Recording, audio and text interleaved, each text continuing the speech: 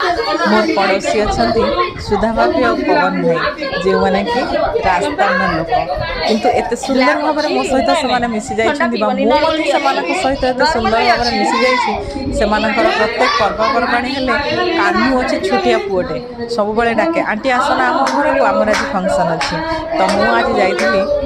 से झील मानकर गोटे पर्व गणगौर से गणगौर पर्व आज सन्धार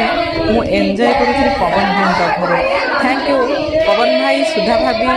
पिंटू भाई पूनम भाभी सोनू भाभी बबली भावना योगी आउ कान्हू बहुत बहुत धन्यवाद तुम मानक एत सुंदर एत मजादार थिला ए संध्याटा तुम मान सहित गणगौर उत्सव पालन करने ए गणगौर पर्व होची राजस्थान झील मैंने ही करती साधारणतः आमर जमी झील मानकर खुदुरुकुणी ओषा थाए तो सेमानकर झील मानकर ए गणगौर पर्व से पाई था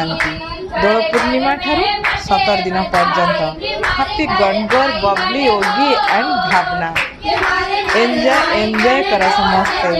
खूब सुंदर पर्व सुंदर मुहूर्त।